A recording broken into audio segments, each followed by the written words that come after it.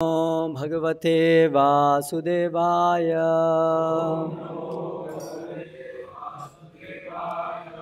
ओम नमो भगवते वासुदेवाय।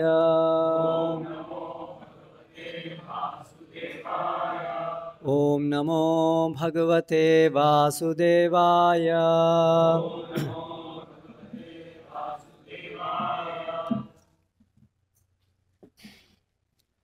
श्रीमद् भागवतम स्कंद 4 अध्याय 26 राजा पुरंजन का आखेट के लिए जाना और रानी का क्रुद्ध होना। श्लोक क्रमांक 21।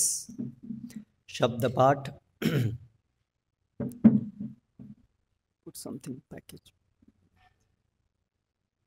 पुरंजनः उवाच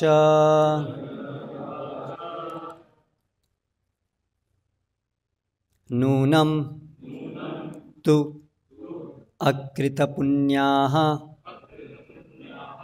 ते भृत्याः येषु ईश्वराः शुभे कृत आगसु आत्मसात् कृत्वा शिक्षा दंडं न युञ्जते। पुरंजन उवाच नूनं त्वकृतपुण्यास्ते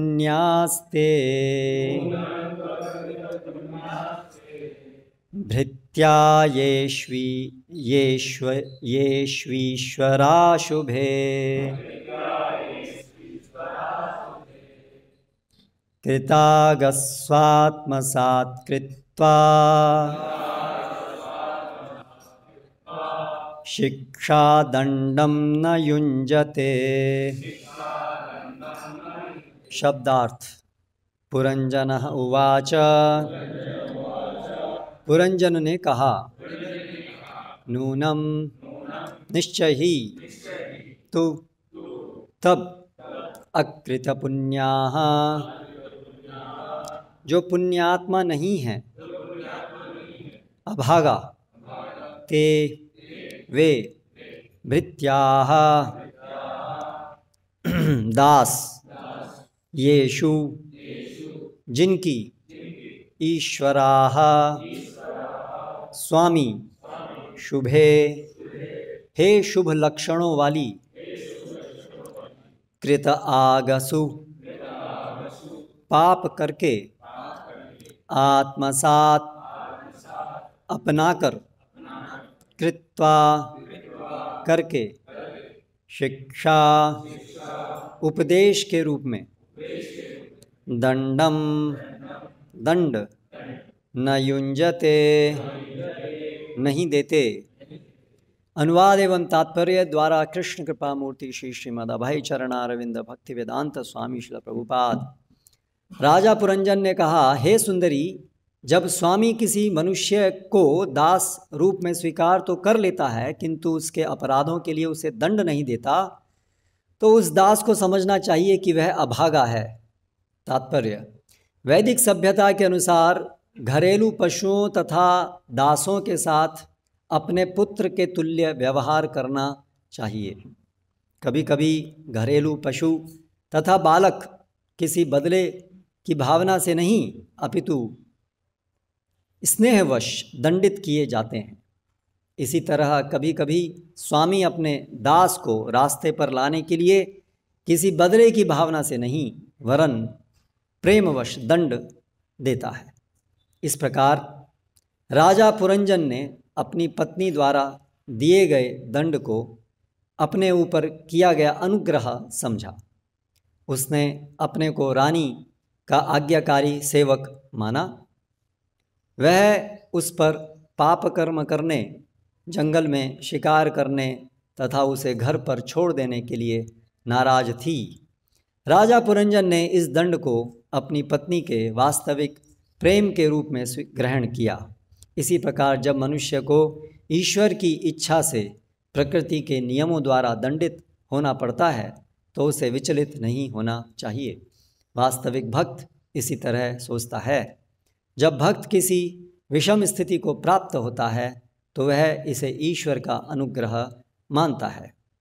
भागवतम 10:14-8 में जिस प्रकार से वर्णित है, तत्तेनुकंपां सुसमीक्षमाणो भुञ्जानेवात्मकृतं विपाकम् हृद्वाग्वपुर्भिर्विदधन्नमस्ते जीवेतयो मुक्तिपदे सदाय भाग। इस श्लोक से पता चलता है कि भक्त जीवन की पराजयों को भगवान के वरदान के रूप में मानता है और यह सोचकर भगवान को अधिक नमस्कार करता है तथा प्रार्थना करता है कि उसके पूर्व दुष्कर्मों का यह हल्का दंड मिल रहा है। यदि कोई त्रुटि करे तो सरकार या ईश्वर द्वारा प्रदत्त दंड वास्तव में कल्याणकारी होता है। मनु संहिता में कहा गया है कि जब राजा किसी हत्यारे को मृत्युदंड देता है तो उसे दयालु समझना चाहिए, क्योंकि हत्यारा इस जीवन में दंडित होकर पाप कर्म से मुक्त हो जाता है और अगले जीवन में वह समस्त पापों से मुक्त होकर जन्म लेता है। यदि कोई स्वामी द्वारा दिए गए दंड को पुरस्कार मानता है तो वह इतना बुद्धिमान हो जाता है कि फिर कभी उस दुष्कर्म को नहीं करता। ओम ज्ञानतिमिरान्धस्य ज्ञानञ्जनशलाकया चक्षुरुन्मीलितं येन तस्मै श्रीगुरवे नमः। श्रीचैतन्यमनोभीष्टं स्थापितं येन भूतले स्वयं रूप कदा मह्यं ददाति स्वपदान्तिकं। वन्देऽहं श्रीगुरो श्रीयुतपदकमलं श्रीगुरून् वैष्णवांश्च श्रीरूपं साग्रजातं सहगणरघुनाथान्वितं तं सजीवं साद्वैतं सावधूतं परिजनसहितं कृष्णचैतन्यदेवं श्रीराधाकृष्णपादान् सहगणललिता श्रीविशाखान्वितांश्च। जय श्रीकृष्णचैतन्य प्रभुनित्यानन्द श्री अद्वैतगदाधर श्रीवासादि गौरभक्तवृन्द।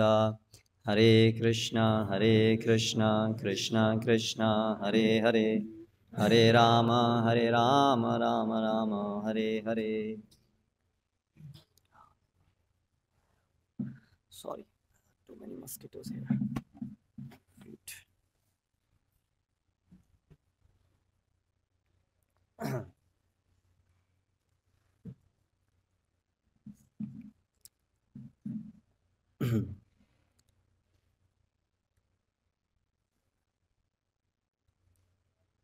भृत्याः यानी कि सेवक,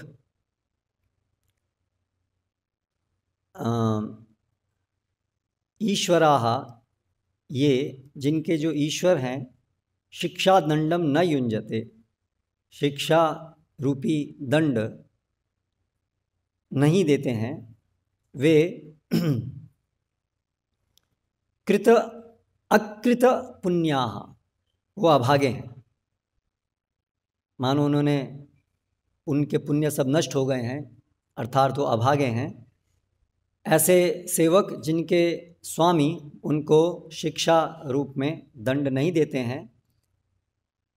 कृताघसु, जो उन्होंने गलत कार्य किए हैं, पाप किए हैं, उसके लिए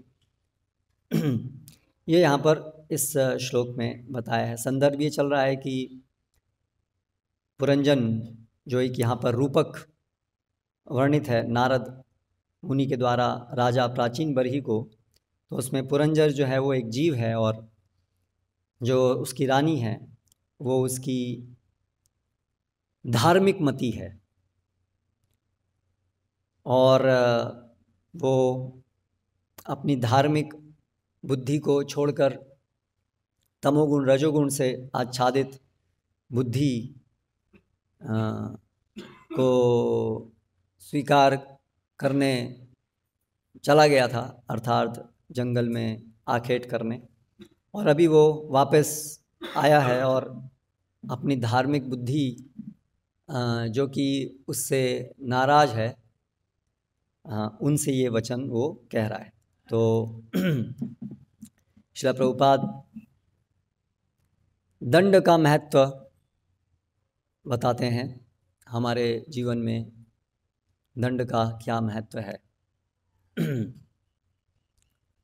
चाणक्य पंडित इस विषय में कहते हैं लालने बहवो दोषाः ताड़ने बहवो गुणाः तस्मात् पुत्रं च शिष्यं च ताड़येत न तु लालयेत।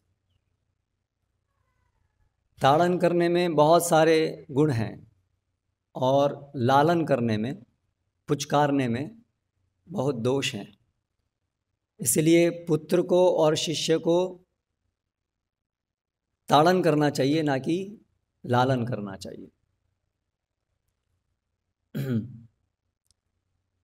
श्रील प्रभुपाद यहाँ पर वैदिक संस्कृति, वैदिक सभ्यता के विषय बता रहे हैं। उसके अनुसार किस प्रकार घर में पशु, दास, इनको पुत्र तुल्य माना जाता था, लेकिन इन सभी को भी आवश्यकता पड़ने पर दंड भी दिया जाता था।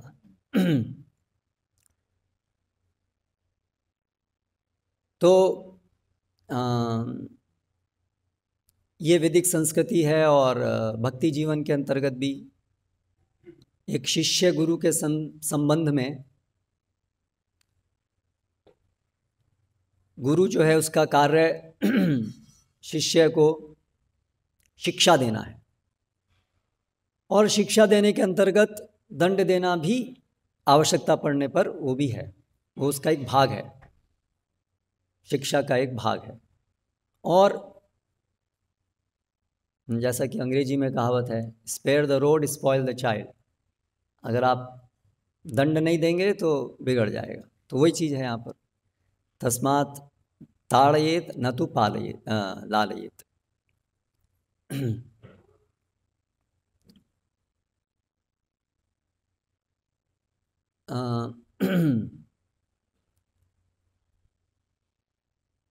तो हम जो यहाँ पर इस भौतिक जगत में हैं, आए हैं, तो बहुत जन्मों से भगवान का विद्रोह करते हुए, इस भौतिक जगत को अपने भोग की सामग्री मानते हुए, अपने को भोक्ता मानते हुए हम लोग रह रहे हैं। इसलिए ये जो विचार है इंद्रिय भोग का, ये हमारे चेतना में पूरी तरह से छाया हुआ है। हमारी चेतना जो है वो भोगमय हो गई है।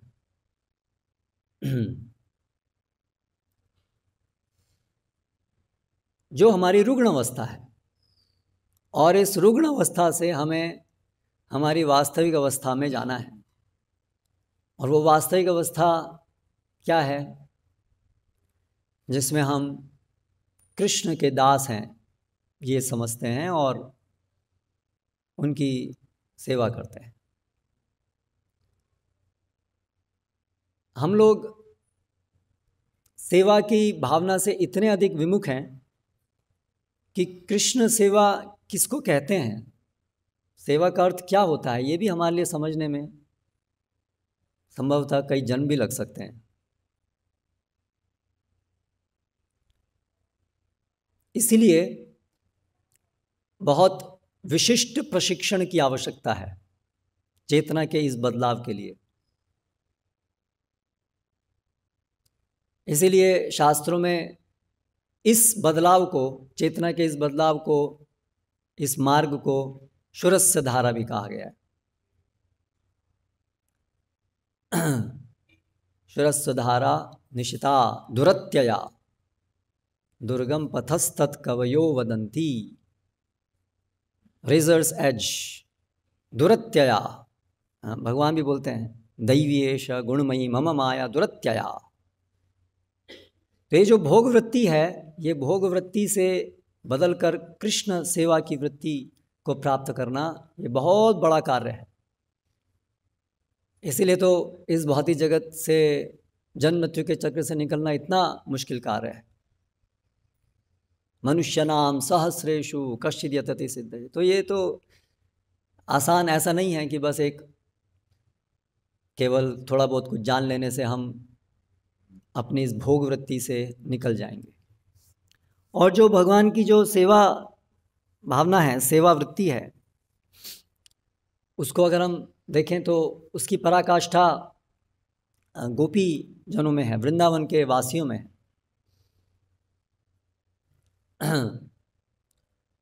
तो जो ऐसे विशुद्ध भक्त होते हैं उनके अंदर आत्मनिवेदन ये गुण पाया जाता है।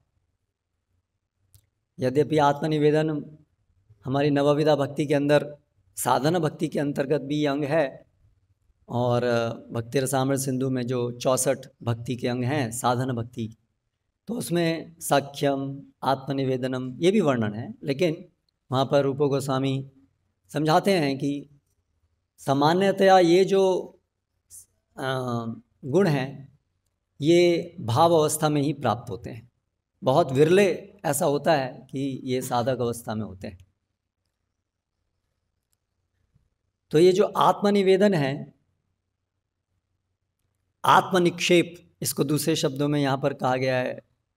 शरणागति के अंदर जो षड्विधा शरणागति 6 अंग हैं शरणागति के, उसमें आत्मनिक्षेप एक है। फिर एक शब्द है शरणापत्ति। तो शरणापत्ति और आत्मनिवेदनम ये दोनों एक ही स्तर पे नहीं है, यानी कि शरणागति के बहुत सारे स्तर हो सकते हैं। आदौ श्रद्धा जो भक्ति का प्रवेश है उसका आरंभ है श्रद्धा, और उस श्रद्धा शब्द का अर्थ है शरणागत होना, लेकिन वो आरंभ है शरणागति का। ये शरणागति की पराकाष्ठा, उससे पहले, पराकाष्ठा से पहले निष्ठा एक स्तर आता है भक्ति में, और उसके बाद भी और आगे फिर जब प्रेम अवस्था है उसमें ये शरणागति पूरी तरह से परफेक्ट वहाँ पर होती है। तो ये जो शरणापत्ति है उसमें भाव है कि कृष्ण हमारे रक्षक हैं, वो हमारी रक्षा करते हैं। और आत्मनिवेदनम के अंदर हमारी समझ है कि हम कृष्ण के हैं। क्या अंतर है? हम कृष्ण के हैं मतलब हम कृष्ण की संपत्ति हैं। अर्थात जैसे एक व्यक्ति अपने आश्रित कोई पशु को बेच देता है किसी दूसरे व्यक्ति को, तो फिर वो व्यक्ति का अधिकार नहीं रहता है, और वो जो पशु है वो तो एक संपत्ति है, वो बिक गया है ना। तो उसी प्रकार से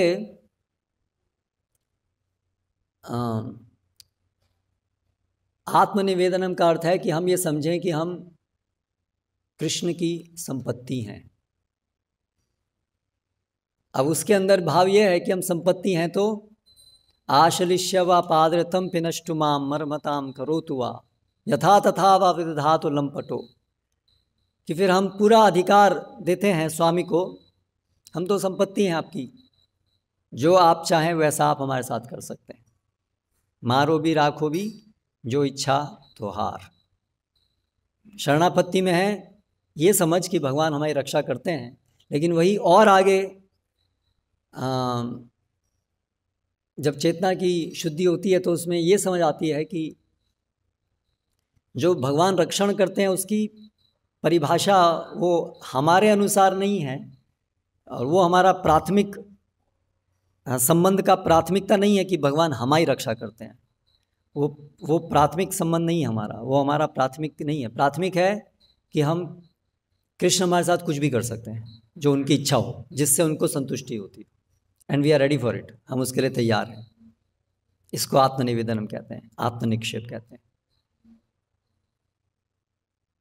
तो यहाँ पहुँचना है हमको। क्या हम तैयार हैं अभी? प्रभुपाद यहाँ पर कोट कर रहे हैं, तथ्यनुकंपा सुसमीक्षमानो भुंजाने वात्मा कृतम विपाकम।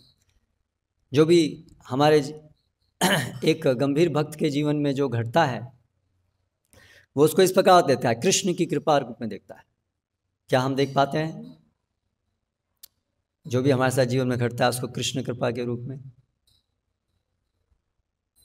तो ये बहुत कठिन है। वर्तमान समय में स्लेवरी ये एक बहुत ही एक निंदनीय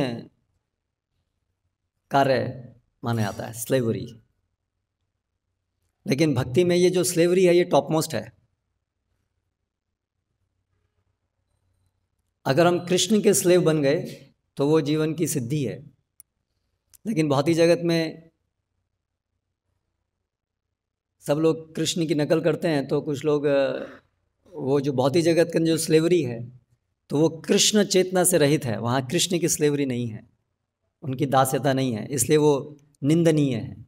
जैसे कृष्ण प्रेम सर्वोत्कृष्ट है और उसी का बिगड़ा रूप काम वो निकृष्ट है, तो उसी प्रकार से इस भौतिक जगत के अंदर जो स्लेवरी, तो उसमें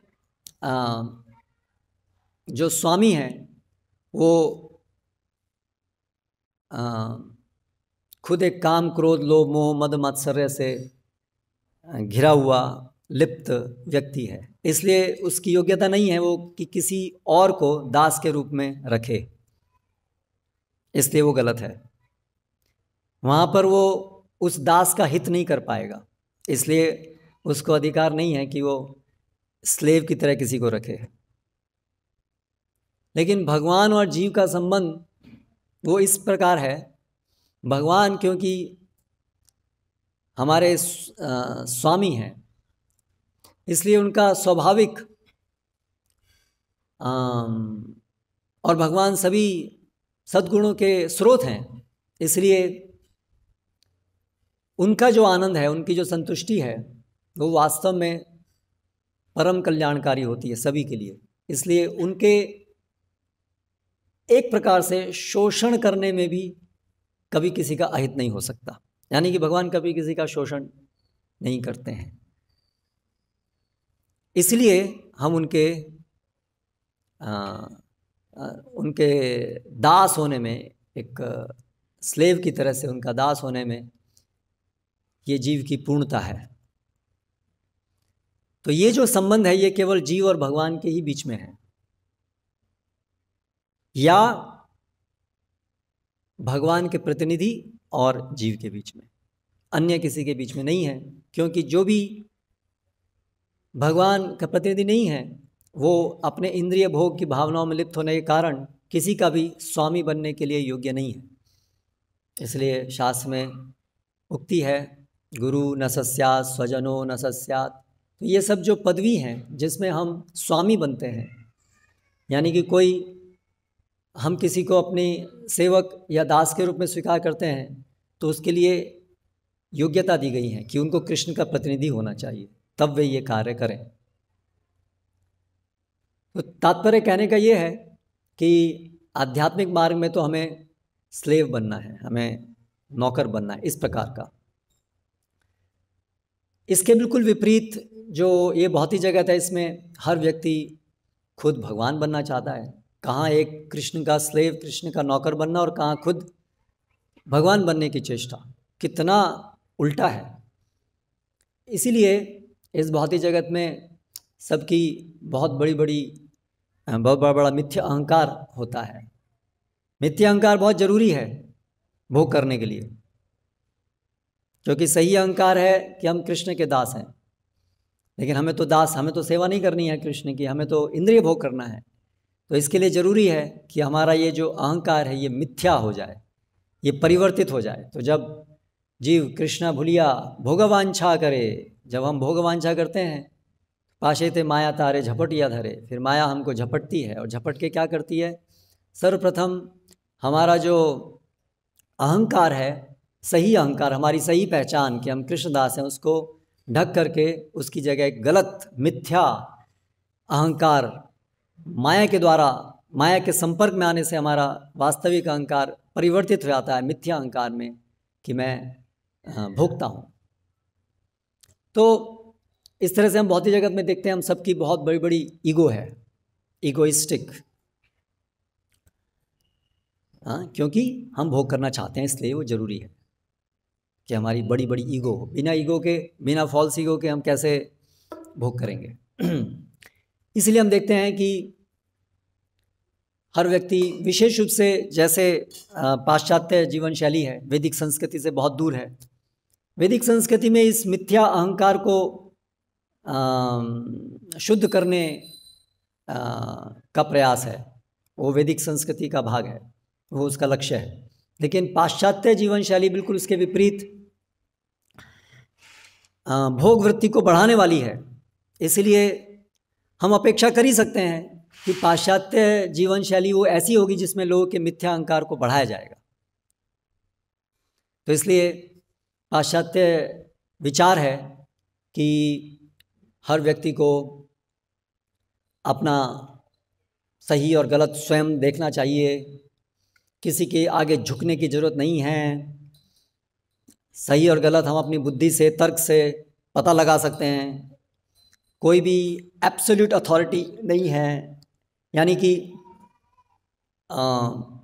ऐसा कोई अधिकारी हमारे ऊपर नहीं है जो पूर्ण है, जिसकी अधिकारिता पूर्ण है, हमको स्वीकार करना ही होगा, ऐसा कोई व्यक्ति नहीं है। अंततः हम अपनी मर्जी के मालिक हैं। तो ये पाश्चात्य जीवन शैली का विचार है, और इसलिए धीरे धीरे हम देखते हैं कि आज बचपन में ही जो बच्चे होते हैं उनको पाश्चात्य जीवन शैली का ये है कि अगर माता पिता उनको डांटें तो वो पुलिस को फ़ोन करके पुलिस बुला सकते हैं और फिर पुलिस माता पिता को दंड दे सकती है। धीरे धीरे अध्यापकगण उनके प्रति जो एक संबंध जो वैदिक संस्कृति में है वो नहीं है, गुरु शिष्य संबंध। और आध्यात्मिक जीवन तो बिल्कुल समझ में ही नहीं आता है, क्योंकि आध्यात्मिक जीवन के अंदर तो वैदिक संस्कृति के अंदर जो आध्यात्मिक जीवन है वो है तद विद्धि प्रणिपातेन परिप्रश्नेन सेवया। तो वहाँ तो प्रणिपात की बात होती है, सबसे पहले सरेंडर, पहले आप शरण लीजिए, झुकिए। और हमारी पूरी वैदिक संस्कृति में हमेशा बच्चे को सबसे पहले झुकना, झुको तुम, है ना। कोई छोटा बच्चा होता है, साधु को देख के झुको, तो वो कोई एक्सरसाइज के लिए नहीं है, वो चेतना की एक्सरसाइज के लिए है, चेतना की शुद्धि के लिए, कि झुकना सीखो। यानी ये समझना सीखो कि तुमसे बड़े कोई हैं, तुमसे ज़्यादा ज्ञानवान कोई हैं, तुम्हारे गुरुजन हैं, तुम्हारे सेव्य हैं, तुम सेवक हो। और इस तरह से हमारे वरिष्ठ बड़े, और वो सब अंततः परंपरा में कृष्ण से जुड़े हैं। तो अंत में जगत गुरु है कृष्ण। और पूरी वैदिक संस्कृति है कि धीरे धीरे सबको कृष्ण के दासत्व की तरफ ले जाना, और इसके लिए ये कड़ी हैं अलग अलग। सबसे पहली गुरु माँ होती है, तो वो क्यों गुरु है ना, वही श्लोक में बताया गया है कि जननी न सस्यात्, जननी नहीं बनना चाहिए अगर हम न मोचयेत समुपेत मृत्युम, यदि हम अपने बच्चों को कृष्ण का दास बनने की शिक्षा नहीं देने के लिए तैयार हैं। तो इसलिए पूरी वैदिक संस्कृति का केंद्र है ये समझ में सबको आना कि हम कृष्ण दास हैं। लेकिन क्योंकि कृष्ण हमारी अभी आंखों के सामने नहीं है, हमारी जड़ इंद्रियां हैं, हम कृष्ण का दर्शन नहीं कर पाते हैं, इसीलिए ये जो कृष्ण की दासत्वता है और उससे जो हम इतना दूर हैं, भोग वृत्ति, वो जो बड़ा परिवर्तन जो होना है, उसके लिए हमारे बहुत सारे गुरुजन हमारी मदद करते हैं। माँ से आरंभ करके माता पिता, हमारे अन्य परिवार के वरिष्ठ जन, हमारे अड़ोसी पड़ोसी में जो वरिष्ठ हैं वो, फिर गुरुकुल के अंदर अध्यापकगण, और ऐसे कर करके और बहुत सारे अधिकारीगण, समाज की व्यवस्था, गांव शहर अलग अलग व्यवस्था के अंदर, फिर राजा हैं, है ना, गांव के अंदर गांव के नेता हैं, ऐसे बहुत सारी कड़ियां हैं। और अंत में आध्यात्मिक गुरु जो विशेष रूप से भगवान का प्रतिनिधित्व करते हैं आध्यात्मिक शिक्षा दे करके, और इस तरह से हम कृष्ण की दासत्व को समझते हैं। उसके लिए हमारा प्रशिक्षण होता है। तो ये वैदिक संस्कृति में इसलिए जो पूरा समाज है उसके अंदर बहुत हायरार्की है। हमसे बड़े कौन, उनसे बड़े कौन, उनसे बड़े कौन, उनसे बड़े कौन, ऐसी पूरी परंपरा है। और दैनिक जीवन के अंदर मर्यादाएं हैं। इनका उद्देश्य यही है कि हमारी जो ये विद्रोह की जो हम विद्रोह करके आए हैं उस विद्रोह से अभी पूरी तरह से वापस अपनी स्वाभाविक स्थिति में हमको लाने के लिए ये सब आयोजन है, बहुत बड़ा आयोजन है। क्योंकि इससे हम क्या समझ सकते हैं एक चीज़ कि ये हमारी जो विद्रोह की भावना है उसको छोड़ना आसान नहीं है, बहुत बहुत बहुत बहुत मुश्किल है। इसलिए ऐसा बड़ा कठोर प्रशिक्षण चाहिए, बहुत कठोर प्रशिक्षण चाहिए। इसलिए यहाँ पर कहा है कि जो स्वामी अपने दास को गलती पर डांटता नहीं है तो वो तो उसने उसको अभागा कर दिया अपने सेवक को।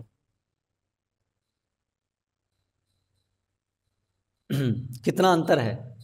आज अगर कोई डांट दे तो पुलिस बुलाना है, और यहाँ कहा है कि अगर नहीं डांटे तो वो अभागा है। इतना बड़ा अंतर है। तो क्यों अंतर है?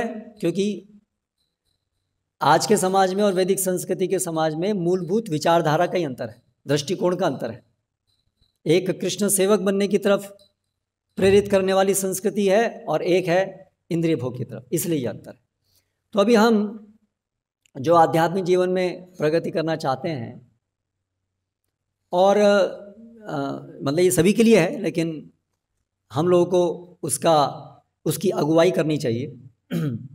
तो हम लोग आध्यात्मिक जीवन में इस सिद्धांत को समझें और कैसे ये क्रियान्वित होता है आध्यात्मिक जीवन के अंदर।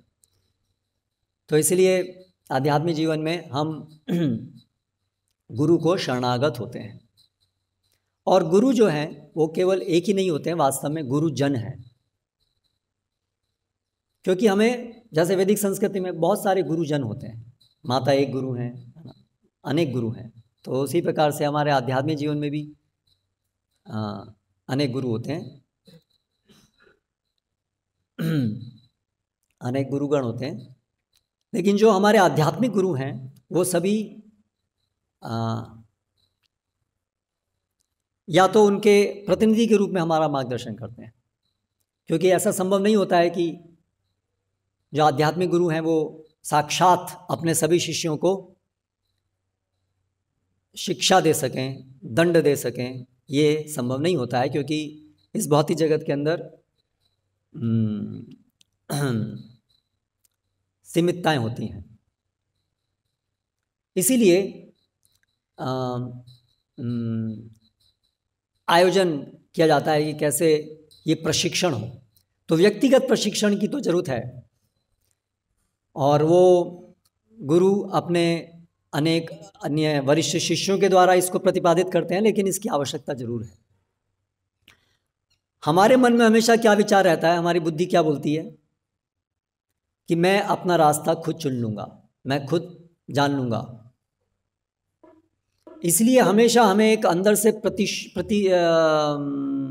प्रतिकार होता है इस विचार से कि शरण किसी एक व्यक्ति के शरण में जाना पड़े, किसी एक व्यक्ति से, कोई व्यक्ति हमें मॉनिटर करे, हमारे को देखे, हमारी गलतियों को इंगित करे। ये बहुत कड़वा लगता है, लेकिन ये बहुत ज़रूरी है। इसके बिना हमारी जो भोग वृत्तियाँ है वो ख़त्म नहीं होती हैं। ऐसी चीज़ें जो हमें लगेंगी ये तो भक्ति है, ये तो भगवान को प्रसन्न करने वाली है, लेकिन क्योंकि हमारे अंदर से, हमारे अंतःकरण में भोग वृत्ति इतनी कूट कूट के भरी हुई है कि हमारा दृष्टिकोण जो है वो सही नहीं है। हम जो देखते हैं पश्यन अपि न पश्यति, हम देखते हुए भी नहीं देखते हैं, हम गलत देखते हैं। जैसे अनेक उदाहरण देख सकते हैं। भक्तिसिद्धांत सरस्वती महाराज इसलिए एक गान लिखे, दुष्टमन तुम्ही किशेर वैष्णव। ओ दुष्टमन, तुम कैसे वैष्णव हो? यानी कि वो सोच रहा है कि वो वैष्णव है, लेकिन वो कह रहे हैं तुम कैसे वैष्णव हो? प्रतिष्ठार तरे निर्जन घरे, तव हरि नाम केवल कई तव। तुम जो हरिनाम कर रहे हो वो केवल धोखा है, क्योंकि निर्जन स्थान पे भजन करने के पीछे तुम्हारा उद्देश्य है प्रतिष्ठा, ना कि सेवा। तो हमारा मन हमको चीट करता है, क्योंकि मन तो हेडक्वार्टर है काम वासना का।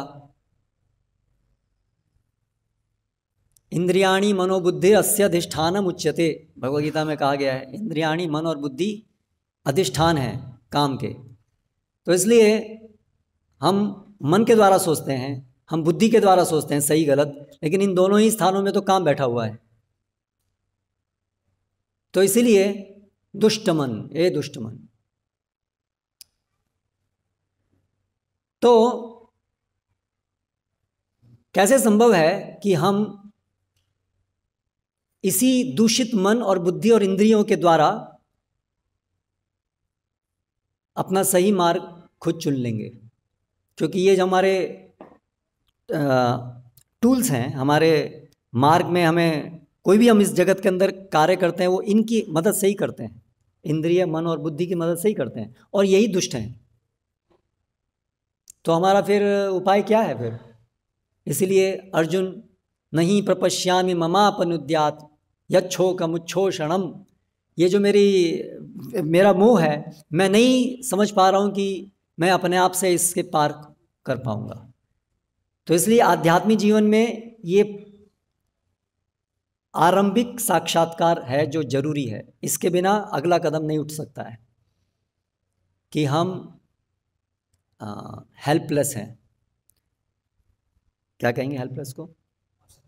असहाय हैं, हम असहाय हैं, हम असहाय हैं, हम अपने आप से अपना पथ सही गलत नहीं जान सकते हैं। इसलिए तस्मात् गुरुम प्रपद्येत, इसलिए आपको गुरु की शरण में जाना ही होगा, ये निर्देश है शास्त्रों का। ऐसा नहीं है कि ठीक है अपने आप बहुत लोग के विचार हम सुन लेंगे और फिर अपना रास्ता तय कर लेंगे, अपना आप सोच लेंगे, नहीं, वर्जित है। तस्मात् गुरुम प्रपद्येत जिज्ञासु श्रेय उत्तमा, आपको गुरु की शरण में जाना ही होगा। तो ये शरण में जाने का मतलब क्या है? शरण में जाने का मतलब ये स्वीकार करना मैं मूर्ख हूँ, ये स्वीकार करना, ये शरणागति का पहला अंग है। चैतन्य महाप्रभु क्या बोले प्रकाशन सरस्वती को? गुरु मोरे मूर्ख जानी करिल शासन। देखिए चैतन्य महाप्रभु जो कृष्ण हैं, जो भगवान हैं, वो हमें सिखा रहे हैं कि हमारी चेतना क्या होनी चाहिए। गुरु मोरे मूर्ख जानी करिल शासन, गुरु ने मुझे मूर्ख जान करके मेरे ऊपर शासन किया, मुझे निर्देश दिया, मुझे डांटा। नहीं तो माँ वेदांत अधिकार, तुम्हारा वेदांत अधिकार नहीं है, तुम तो बस हरि नाम लो। क्या चैतन्य महाप्रभु का वेदांत अधिकार नहीं है? उनको भी उनके गुरु ने डांटा कि तुम्हारा वेदांत अधिकार नहीं। तो गुरु का कार्य है डांटना, इसलिए हमने वो चाणक्य ताड़येत न तो लालयेत, गुरु का कार्य ही है डांटना। गुरु बिना मतलब में भी डांट सकता है शिष्य को। क्यों? उसकी बड़ी सी फॉल्स ईगो को डिफ्लेट करने के लिए, उसको पंचर करने के लिए, है ना। और गलतियां तो हम बहुत करेंगे ही, हमारी हर चीज़ में गलती होगी, क्योंकि हमारी जो विजन है, हमारी जो दृष्टि है वो विकृत है। तो जिस चीज़ को हम सही सोचते हैं वो गलत होगा, जिस चीज़ को हम गलत सोचते हैं वो सही होगा, इसकी बहुत संभावना है। ये एक शिष्य को समझ में आना चाहिए। इसलिए उसे तैयार होना चाहिए कि इसी का अर्थ है शिष्य। जैसे अर्जुन भी क्या बोले, शिष्यस्ते हम, मैं भी आपका शिष्य। ये सब एक ही धातु है, शस धातु से ही आया है। शिष्य, शासन, शास्त्र, ये सब एक ही धातु है, शस धातु। शिष्य का अर्थ ही है जो शिष्यता स्वीकार करता है, जो स्वीकार करता है कि आप मुझे दंड दीजिए, आई एम रेडी, आप मुझ पर शासन कीजिए, इसी को शिष्य बोलते हैं। जो शिष्य शासन स्वीकार करने के लिए तैयार नहीं है वो शिष्य क्यों बने? उसे शिष्य बनने का अधिकार नहीं है। जो गुरु से शासन स्वीकार करने के लिए तैयार नहीं है। तो श्रील प्रभुपाद के जीवन में हम देखते हैं श्रील प्रभुपाद अपने शिष्यों को बहुत कड़ाई से डांटते थे।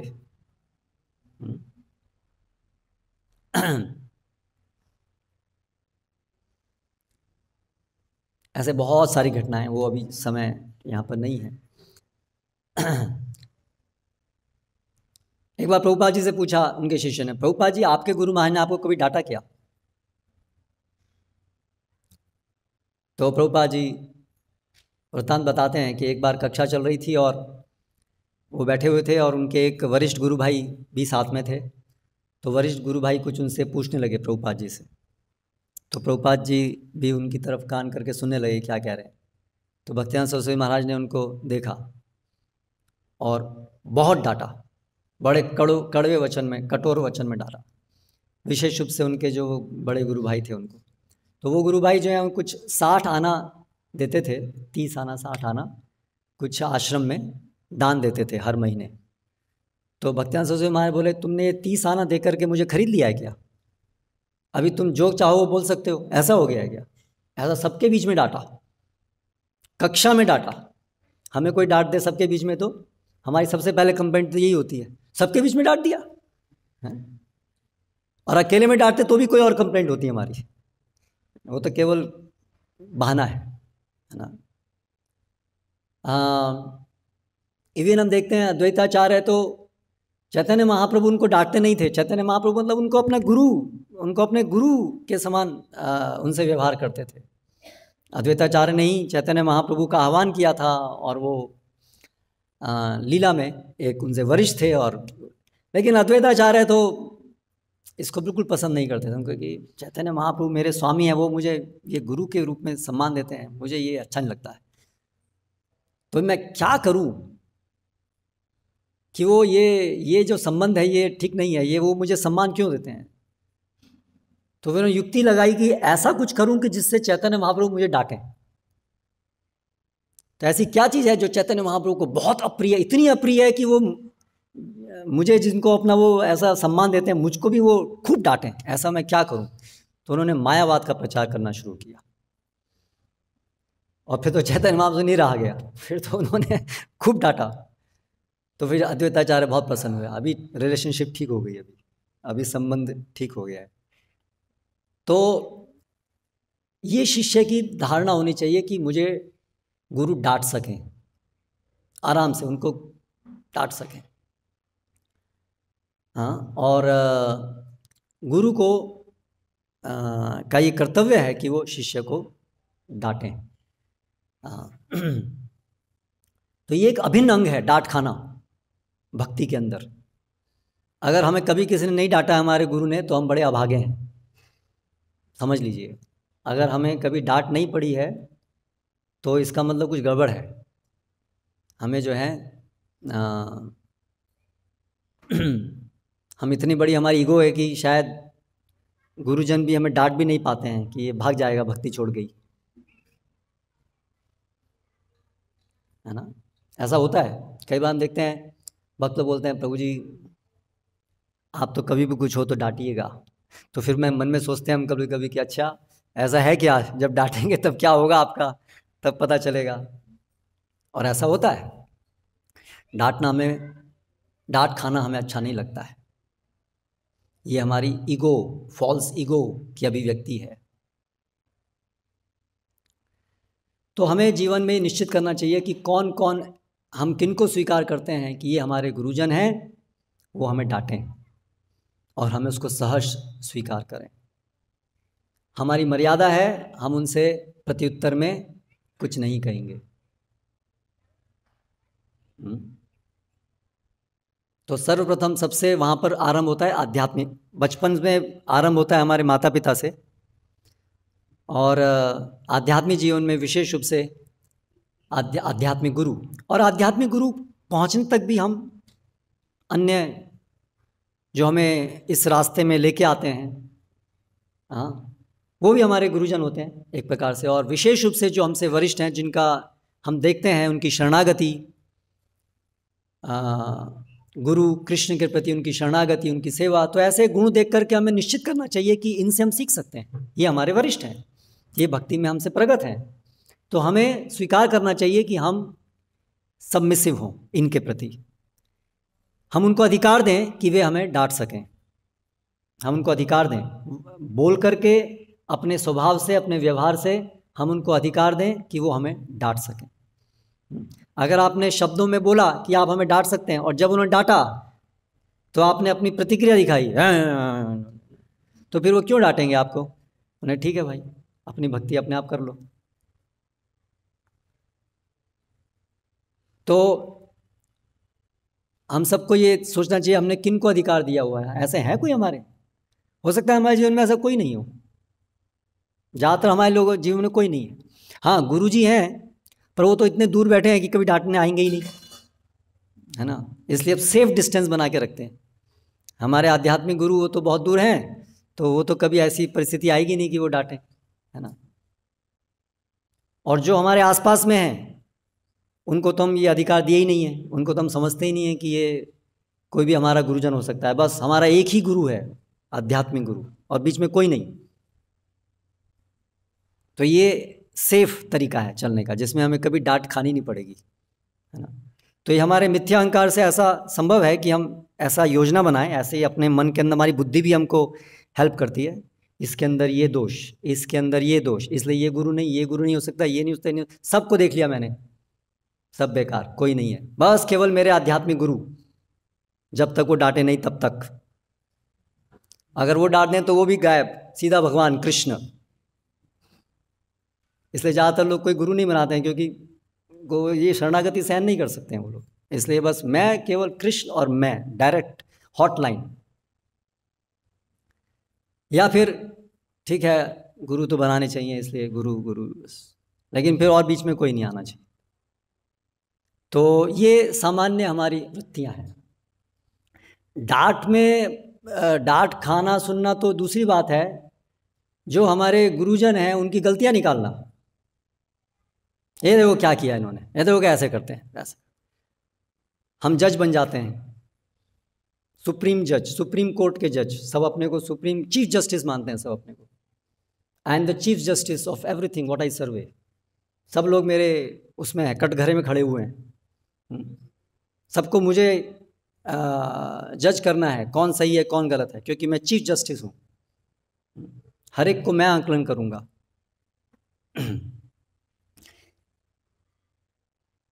तो ऐसे हमारी मिथ्या अहंकारवश ऐसी हमारी प्रवृत्ति होती है। तो उसकी वजह से क्या हो रहा है कि हमारा मन, हमारी बुद्धि हमको धोखा दे रही है। तो बहुत आवश्यकता है कि हमें हर दिन डे टू डे लाइफ में, हमारे जीवन में, हमें नज़दीक से कोई हमें देखे, वॉच करे, हमारी गलतियों को इंगित करे, क्योंकि हमारे अंदर बहुत गंदगी है, छोटी मोटी नहीं है, वो पहाड़ के पहाड़ लगे हुए हैं, एवरेस्ट को भी पीछे छोड़ देंगे, है ना। क्या हम उस ऑपरेशन के लिए तैयार हैं? बड़े बड़े विस्फोट करने पड़ेंगे इतने बड़े पहाड़ को तोड़ने के लिए, क्या हम तैयार हैं उन विस्फोटों के लिए? ज़्यादातर नहीं होते हैं, लेकिन तैयार नहीं है तो फिर हम जाएं वहीं के वहीं बने रहेंगे। तो इसलिए मर्यादाएं हैं, इसलिए सबसे पहले सबसे ऊंची, आचार्य माम विजानीयाम नावमन्येत करहिचित न मर्त्य बुद्ध्या सूयेत सर्वदेव मयो गुरु। तो जो आध्यात्मिक गुरु हैं उनका अपमान उनको एक सामान्य व्यक्ति नहीं समझना चाहिए। तो अगर गुरु हमें डांटें तो हमें क्या सोचना चाहिए? हमारा तुरंत दिमाग कहाँ चलता है? हमारी जो फॉल्स ईगो है तुरंत उसका प्रतिकार करती है, नहीं नहीं नहीं नहीं, ऐसा नहीं, ऐसा नहीं, ये नहीं था, ऐसा नहीं था, आप गलत समझ रहे हैं। पहले तो अपनी बुद्धि को हमें ट्रेन करना है कि जब जो हमारे गुरुजन हैं वो हमें डांटें तो उसको, वो ट्रेनिंग का भाग है, सुनिए, शांति से सुनिए क्या कह रहे हैं, यस, उस पर विचार कीजिए वो क्या कह रहे हैं। लेकिन हमारी फॉल्स ईगो इतनी होती है कि वो तो यहाँ से अंदर कहीं जा ही नहीं पाती है, बल्कि बस यहाँ से ही, यहीं पे एक रिफ्लेक्टर लगा हुआ है कान में ही, जैसे ही वो इसको टच करती है तो एकदम से वो ऑटोमेटिक रिएक्शन होता है सीधा। तो फिर उसके आगे बुद्धि में और अंदर अंतःकरण में तो बहुत दूर की बात है, वहाँ तक तो वो बातें जा ही नहीं पाती हैं, वो कर्ण से ही वो रिफ्लेक्ट हो जाती हैं वापस।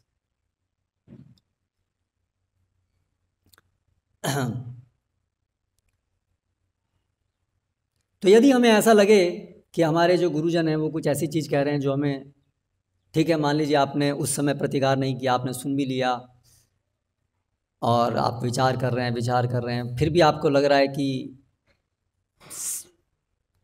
ये तो ठीक नहीं है, उन्होंने गलती की, आपके मन में फिर भी ऐसा विचार आ रहा है, तो आप क्या करें? तो हम तो जज नहीं हैं, वो हमें प्रशिक्षण दे रहे हैं, वो हमारे गुरुजन हैं, तो आपको वो जो कह रहे हैं वो आप कैसे आप निर्णय ले लेंगे कि वो गलत है? तो इसलिए अगर आपका बार बार वो कोई चीज़ है जो आप सोचने का प्रयास कर रहे हैं, फिर भी आपको समझ में नहीं आ रहा है कि वो कैसे सही है, आपको अपने गुरुजन की कोई बात समझ में नहीं आ रही, तो उसको ऐसे समझिए कि मुझे समझ में नहीं आ रही है। पहले तो ऐसा मत कीजिए कि वो गलत है, आप निर्णय मत दीजिए, हम जो है निर्णय नहीं दें अपने गुरुजनों के विषय में। हम ये सोच सकते हैं कि हमें समझ में नहीं आया, तो एक तो हो सकता है कि हम उनसे विनम्रतापूर्वक जा कर के पूछें कि ये चीज़ आपने ऐसा बोला, मुझे ये समझ में नहीं आई कि ये कैसे सही है, क्या है, मेरी क्या गलती है, क्या करना चाहिए, मैं तो इसलिए जो भी है, अगर हमें समझ में नहीं आ रहा, पहले तो प्रयास करना चाहिए समझने का ठंडे दिमाग से कि वो क्या कह रहे हैं, क्यों, ये समझते हुए कि गलती होने की संभावना मेरे से बहुत ज़्यादा है, इसमें कोई बड़ी बात नहीं है। लेकिन हमारा मिथ्यांकार ही हमें सोचने के लिए सोचने ही नहीं देता है कि मुझसे गलती भी हो सकती है, मैं कुछ गलती भी कर सकता हूँ, ऐसा हो सकता है क्या? हाँ, तो पहले तो हाँ, गलती मुझसे हो सकती है, फिर उस पर विचार करें, और फिर भी अगर हमें समझ में नहीं आए तो हम उनके पास इस भावना से कि मैं समझना चाहता हूँ, इस भावना से जाएं, तो फिर वो हमें समझा सकते हैं कि ये है जो भी है, समझ में आ जाए बहुत अच्छी बात है।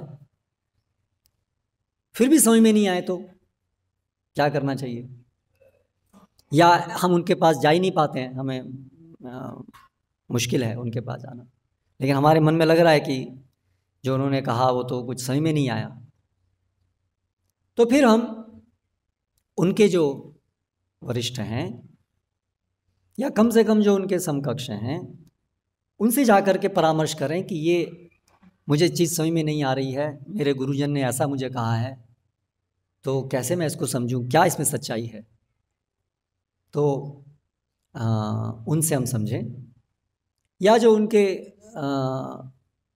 गुरुजन हैं उनसे हम जाएं और जानने की कोशिश करें, समझें। तो यस, ऐसी संभावना इस भौतिक जगत में है, विशेष रूप से क्योंकि गुरु स्वयं सबको प्रशिक्षित नहीं कर सकते हैं, इसलिए वो अपने शिष्यों के द्वारा, वरिष्ठ शिष्यों के द्वारा प्रशिक्षित करते हैं। तो ये तो संभव है कि जो शिष्य हैं निश्चित रूप से वो उतने परिपक्व तो नहीं हैं, नॉट निश्चित रूप से, गुरु की कृपा से वो भी परिपक्व हो सकते हैं गुरु के समान, ऐसा नहीं है कि निश्चित रूप से अपरिपक्व ही होंगे, लेकिन संभावना है, निश्चित रूप से संभावना तो है कि वे उनके अंदर कुछ अपरिपक्वता होगी। लेकिन उसका तरीका है कि कैसे उसको, अगर वो अपरिपक्वता है तो उसको कैसे समझें। उसका तरीका ये तो कदापि नहीं है कि हम निर्णय लेने लगें, नहीं तो फिर जो हमारा संबंध है कि हम सीखने के लिए हैं उनसे, वो संबंध तो टूट गया। तो इसलिए हम अपने आप उसको निर्णय को नहीं लें, हम उनके वरिष्ठ, वो बेस्ट है ना, उनके पास जाएं। तो हम जैसे आध्यात्मिक जीवन में जब हम प्रवेश करते हैं तो क्या होता है, सामान्य तरीके से कैसे होता है कि हम मंदिर आते हैं या पुस्तक वितरण में हमें संपर्क होता है भक्तों का, तो उनके माध्यम से हमें जानकारी प्राप्त होती है, मार्गदर्शन प्राप्त होता है, और जो हमको भक्ति में प्रशिक्षित करते हैं आरंभ में, है ना। वो हमको प्रशिक्षित कर रहे हैं, मतलब वो हमसे वरिष्ठ है, वो जानते हैं भक्ति के विषय में हमसे अधिक, इसलिए हमको प्रशिक्षित करते हैं। तो हमारी उनके प्रति एक श्रद्धा विकसित होती है। और फिर लेकिन वो खुद अपने आप में जरूरी नहीं है वो इतने परिपक्व हो कि वो एक आध्यात्मिक गुरु की तरह से कार्य कर सकें। हो सकता है जो हमारे को आरंभ में जो प्रशिक्षण दे रहे हैं वो खुद अपने आप में आध्यात्मिक गुरु हो, ऐसा भी हो सकता है। आध्यात्मिक गुरु डायरेक्ट भी टीचिंग कर सकते हैं, ऐसे भी हो सकता है। या जो उनके वरिष्ठ शिष्य हैं वो बहुत परिपक्व हैं, ऐसा भी हो सकता है। या ऐसा हो सकता है कि वो इतने परिपक्व नहीं भी है लेकिन कम से कम हमसे तो अधिक हैं, इसलिए वो हमें समझा रहे हैं। और फिर वो हमें जो उनके गुरु हैं, जो आध्यात्मिक गुरु हैं उनके, वो हमें कनेक्ट करते हैं उनसे। तो इस प्रकार से एक जो गुरु हैं, परिपक्व हैं, योग्य हैं, हम उनको शरणागत होते हैं। लेकिन शरणागति मतलब उसका ये जो दीक्षा है उसका अर्थ है कि अभी हम प्रशिक्षित होंगे, फॉर्मली अच्छे से प्रशिक्षित होंगे, है ना। इसी का मतलब है ना। दीक्षा का अर्थ ये नहीं है कि बस एक कोई फॉर्मेलिटी है, एक नाम मिल गया, हमने यज्ञ के अंदर आहुति डाल दी और हमें एक नाम मिल गया और हमारा एक बस ये हो गया दीक्षा। ऐसा नहीं है। दीक्षा काले शिष्य करे आत्मसमर्पण। आत्मसमर्पण मतलब शिष्यस्ते हम, मैं अभी आपका शिष्य हूँ, आप मुझे शासन कीजिए, आप मुझे शिक्षा दीजिए। वहाँ से तो आरंभ हो रहा है हमारा आध्यात्मिक जीवन। तो अभी हमें गुरु से प्रशिक्षित होना है। तो हमें ये सुनिश्चित करना होगा कि गुरु हमें प्रशिक्षित कैसे करेंगे। वो शिष्य कर्तव्य जानना कि गुरु हमें प्रशिक्षित कैसे करेंगे, क्या चाहते हैं वो, हमें प्रशिक्षण कैसे हो, यह हर शिष्य का कर्तव्य है ना। हो सकता है गुरु का आयोजन है प्रशिक्षित करने का, लेकिन हम इतने डल हैं, हम इतने आवृत्त हैं कि हम सोचते हैं हम दीक्षा हो गई, नाम हो गया बस, हमारी दीक्षा हो गई बस, हम अपने ही संसार में घूम रहे हैं। कोई हमें प्रशिक्षित नहीं कर रहा है। या हम गुरु महाराज के प्रवचन सुनते हैं, बस प्रशिक्षित हो रहे हैं। तो वो तो आप प्रवचन दीक्षा से पहले भी सुन रहे थे, उसके लिए तो दीक्षा की जरूरत नहीं है, उसके तो कोई सी की जरूरत नहीं है। तो वही बात आती है व्यक्तिगत प्रशिक्षण। तो पुस्तकें हैं तो फिर गुरु की जरूरत क्या है, फिर पुस्तकें हैं बस। भगवत गीता है, भगवान के वचन है। फिर भी भगवान क्या बोले उसी भगवत गीता में, तद विधि प्रणिपाते न परिप्रश्नेन सेवया उपदेक्षन्ति ते ज्ञानम ज्ञानिनः तत्त्वदर्शिनः। तो एक व्यक्तिगत प्रशिक्षण की नितांत आवश्यकता है, इसलिए ये गुरु शिष्य परंपरा है। तो दीक्षा के उपरांत शिष्य का कर्तव्य ये जानना कि मेरा प्रशिक्षण गुरु कैसे करेंगे। तो हम किन के व्यक्तिगत मार्गदर्शन में, तो सामान्य रूप से जो हमें गुरु तक ले गए हैं तो वो गुरु के द्वारा अधिकृत होंगे, हो सकते हैं या जनरली होते हैं प्रशिक्षण देने के लिए। तो इसलिए हम उनके द्वारा फिर प्रशिक्षित हों। आप अभी भी प्रशिक्षित हो रहे थे, अभी और आगे ये प्रशिक्षण जारी रहेगा, है ना। तो उस प्रकार से जो भी हम जहाँ पर भी हैं, हमारे प्रतिदिन जो या रेगुलरली नियमित रूप से हमारा प्रशिक्षण इस प्रकार व्यक्तिगत होना चाहिए। और इसका मतलब है हमें उनसे डांट खाने के लिए तैयार होना चाहिए, क्योंकि वो जो हमारे आध्यात्मिक गुरु हैं उनके इच्छा से उन्होंने हमें इनके अंडर में छोड़ा है, यानी कि वो हमारे कान खींच सकते हैं। अभी हमें ये अधिकार उनको देना चाहिए, है ना। नहीं तो हम केवल सोचेंगे गुरु हमारे कान खींच सकते हैं, तो गुरु तो कान खींचने के लिए उपस्थित नहीं है। तो यही हो गया, आपने इनडायरेक्टली बोल दिया कि मेरे कोई कान नहीं खींचे, इसका यही अर्थ है। तो जनरली हम ये ऑब्जर्व करते हैं कि बोलना सब चीज़ आसान होती है, जब तक प्रशिक्षण नहीं होता है तब तक हमारा, जब तक वो परिस्थिति उत्पन्न नहीं होती तब तक हमें नहीं पता चलता है कि हम कितने शरणागत हैं। हम सब सोचते रह सकते हैं हम तो बहुत शरणागत हैं, हम तो बहुत शरणागत हैं, हम तो बहुत शरणागत हैं, हमने उनको अधिकार दिया हुआ है, लेकिन वो परिस्थितियाँ उत्पन्न होने पर भी हमको पता चलता है। इसलिए फिर भक्त लोग कई बार क्या करते हैं, ऐसी परिस्थिति नहीं आने देते हैं जीवन में, जैसे मंदिर आना छोड़ देते हैं, भक्तों से अपने को दूर कर लेते हैं।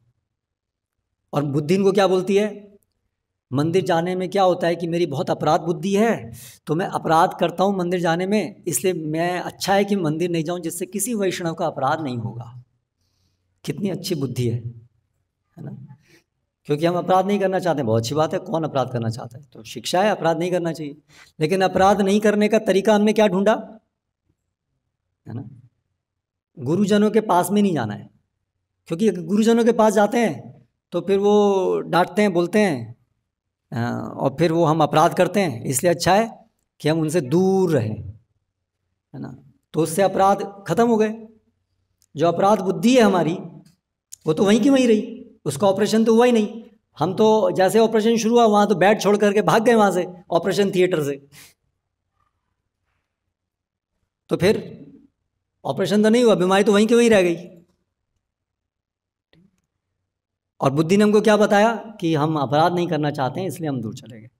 तो अपराध नहीं करना चाहते हैं तो उसका तरीका दूर रहना नहीं है, उसका तरीका है कि हम अपनी इस ईगो को तोड़ें। जो हमें कहा जा रहा है, बताया जा रहा है, उसको सुने, उसको सुने और उसको समझने की कोशिश करें। और समझ में नहीं आ रहा है तो विनम्रता से पूछें, या तो फिर उनकी अथॉरिटी, उनसे पूछें। एक और दूसरी चीज़ हम क्या करते हैं, मान लीजिए हमारे गुरुजन ने हमको कुछ बोला, ये गलत है, आपको ऐसा नहीं करना चाहिए, और हमारी ईगो हाँ ऐसा बोल दिया, ऐसा क्या है, वो तो गलत है ऐसे। और ये हम फिर ठीक है मैं अकेला ही सोच रहा हूँ, फिर हम क्या चाहते हैं, हमारी मन क्या चाहता है अपने को जस्टिफाई करने के लिए कि मैं सही सोचा हूँ। हम एक वो चाहते हैं कन्फर्मेशन ना, कि मैं ऐसे सोच रहा हूँ, मैं ऐसा नहीं कि मैं ही सोच रहा हूँ, बहुत लोग ऐसा ही सोचते हैं। लेकिन फिर वो कन्फर्मेशन के लिए हम कहाँ जाते हैं, है ना। विशेष रूप से हम ऐसे लोगों को ढूंढते हैं जो शरणागत नहीं है। हमें पता है कि ये लोग भी, इन लोगों का भी, ये इनके जो भी अधिकारी गुरु हैं उनके तो हम ऐसे लोगों को ढूंढते हैं। विषय हमें पता होता है, उस समय जब हमारे साथ ऐसी परिस्थिति होती है तो हम विशेष रूप से ऐसे लोगों को ढूंढते हैं, फिर उनके पास जाते हैं। अरे आपके साथ भी कुछ ऐसा हुआ था ना, वो एक उन्होंने ऐसा बोला था, मेरे साथ भी हुआ। आप जो कह रहे थे सही कहते, यानी कि आप भी समझ लो कि मैं जो कह रहा हूँ वो सही कह रहा हूँ। इसलिए हम दोनों ने मिल करके हमारा एक कन्फर्मेशन हुआ एक दूसरे का कि हम दोनों सही हैं। और इस तरह से फिर हम अपना एक गुट भी बनाते हैं फिर, और उसको एक्सपेंड करते हैं हमारी कन्फर्मेशन को, कि हम कई सारे हैं ऐसे, है ना। और फिर हमें बहुत अच्छा लगता है कि देखो कितने हम सब लोग हैं। तो वो सब हमने कन्फर्मेशन कहाँ किया, वो अपने ही समकक्ष लोगों में हमने कन्फर्म किया कि हाँ ये गलत है। तो क्या वो सही तरीका है? वो सारे के सारे अबोध हैं, हो सकता है वो सबके सभी गलती कर रहे हो, संभावना तो है। तो इसलिए वो सही तरीका, वो रिस्की है, वो सही तरीका नहीं है। सही तरीका है कि अगर आपको ऐसा लग रहा है कि आपके कोई जो भी अधिकारी हैं, उन्होंने, जो आपके मार्गदर्शक हैं, उन्होंने कुछ ऐसी चीज़ आपको कही है जो आपको गलत लग रही है, तो उसका वो तरीका नहीं है कि आप अपने ही समकक्ष या ऐसे उनके पास जा कर के आप मंत्रणा करें और उस पर निष्कर्ष पे आएँ। तो यही बात हो गई, आपने अपने आप निष्कर्ष पे आप आने की कोशिश कर रहे हैं। फिर एक और चीज़ इसमें ध्यान देने की ये है कि ये जो शरणागति है, ये जो डांट खाने के लिए तैयार होना है, इसीलिए ये परिस्थितियाँ, ये चीज़ें हम जीवन में हमारे आए, हमारा प्रशिक्षण हो पाए, इसके लिए ज़रूरी है कि हम बहुत तीव्रता से भगवान की सेवा में रत हों। ये जो शरणागति है, इसकी परिपक्वता तभी आएगी जब हम सेवा में लगेंगे। लकड़ी जब अग्नि के अंदर डाली जाती है तभी उसके अंदर के जो अग्नि है वो प्रकट होती है ना। आप उसे चूल्हे के बाहर रखेंगे केवल, तो वो गर्म हो जाएगी लेकिन जलेगी नहीं वो। तो उसी प्रकार से अगर हमें ये परिपक्वता लानी है अपने अंदर, ये जो हमारी गंदगी है इसको जला करके राख करना है, तो इंटेंस डिवोशनल सर्विस जरूरी है। और वो इंटेंसिटी कब आती है? जब हम सेवा में अपने को झोंकते हैं तब, क्योंकि भक्ति सेवा है ना। तो जब हम अपने को सेवा में झोंकते हैं, इसलिए जो फुल टाइम लाइफ है, फुल टाइम सर्विस, उसमें ये प्रशिक्षण होता है। इसलिए हम देखते हैं जो लोग ब्रह्मचर्य आश्रम में आते हैं, ये पूरा बोलते हुए ना, ब्रह्मचर्य आश्रम कुकर की तरह से, पूरा प्रेशर कुकर है ना, उसमें अच्छा क्लोज है पूरा, उसमें प्रशिक्षण की वहाँ पर पूरी अच्छी संभावना है ना। इसलिए फिर बाकी लोग जो है वो प्रेशर कुकर में सीटी सुनते ही वो भाग जाते हैं वहाँ से बहुत इसमें हैवी प्रेशर है यहाँ तो। लेकिन उस हैवी प्रेशर के बिना वो दाल पकती भी नहीं है फिर, है ना, उसके लिए वो प्रेशर ज़रूरी है। इसलिए इंटेंस डिवोशन सर्विस, इसलिए हमारा जीवन ऐसा हमें ढालना चाहिए। प्रभुपाद क्या लिखते हैं एक तात्पर्य में, we should mould our life in such a way, हमारे जीवन को हमें ऐसे ढालना पड़ेगा कि हम अपने को ऐसी तीव्र भक्ति सेवा के वातावरण में रखें जहाँ पर सेवा होती है, जहाँ पर भगवान की सेवा के लिए भक्तगण सेक्रीफाइस करते हैं, त्याग करते हैं अपने आराम को, अपनी फॉल्स ईगो को, जहाँ पर सेक्रीफाइस करते हैं। ऐसे भक्तों के बीच में कुछ सेवा के टारगेट्स लें, कुछ सेवाएं लें अपने जीवन में। आराम से जितना हो गया ठीक है, श्रवण करने के लिए हम आते हैं, आरंभ है श्रवण, लेकिन श्रवण के आगे फिर कीर्तन भी है, श्रवण से आगे कीर्तन में भी जाना है। कीर्तन मतलब सेवा, प्रचार की सेवा, अन्य अन्य बहुत सारी सेवा, उसमें अपने को लगाना होगा। तो नए नए भक्त आते हैं तो श्रवण करने आ रहे हैं, तो भी हम उनको कहते हैं बहुत अच्छा आप मंदिर आए, क्या बात है, आप कितने महान हैं, आप मंदिर आए। लेकिन अभी दीक्षित भक्त भी हम उनके ऐसे बोलते रहे, आप कितने महान हैं, आप सप्ताह में 1 घंटा आते हैं, बहुत बहुत महान है। नालायक हैं आपकी, केवल 1 घंटा आते हैं आप दीक्षित होके क्या किया आपने अभी तक, आप इतने ही आ रहे हैं, क्या सेवा करते हैं आपने, प्रभुपाद के आंदोलन में क्या जिम्मेदारियां ली हैं आपने।